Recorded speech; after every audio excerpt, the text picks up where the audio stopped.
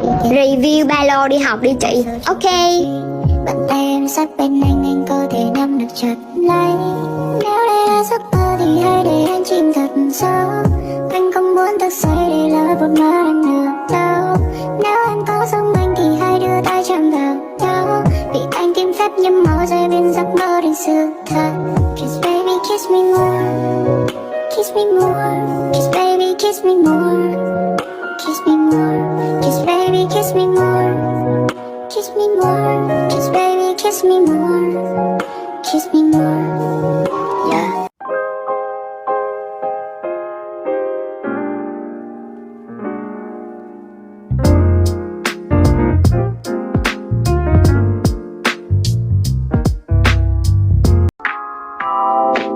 Yeah， 都说爱情要慢慢来，我的那个他却又慢半拍，等待你的每分每一秒钟，爱在我的心口却又难开。真的并不是我太过见外，我又不是会脸红的男孩。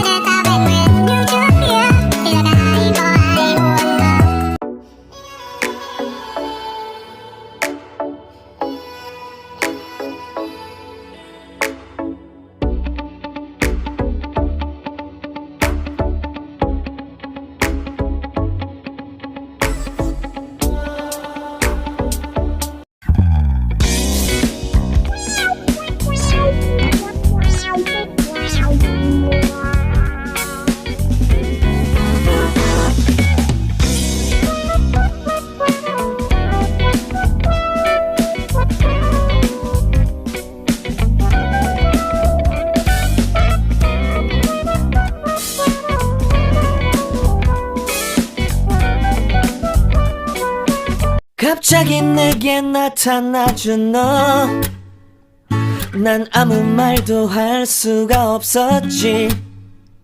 첫눈에 반한다는 이야기가 널 보는 순간 이해가 됐어. 매번 야야야야야 불러 널 야야야야.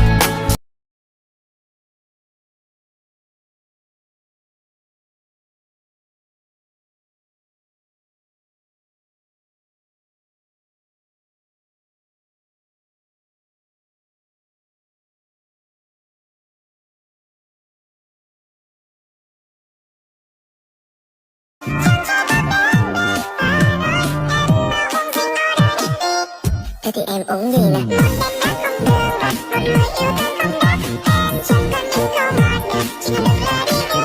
ขอเธอมาก่อนเธอทำให้ฉันหลงเลยลืมทางออกแค่อยากจะบอกเธอทำหัวใจของผมละลายละลายละลายละลาย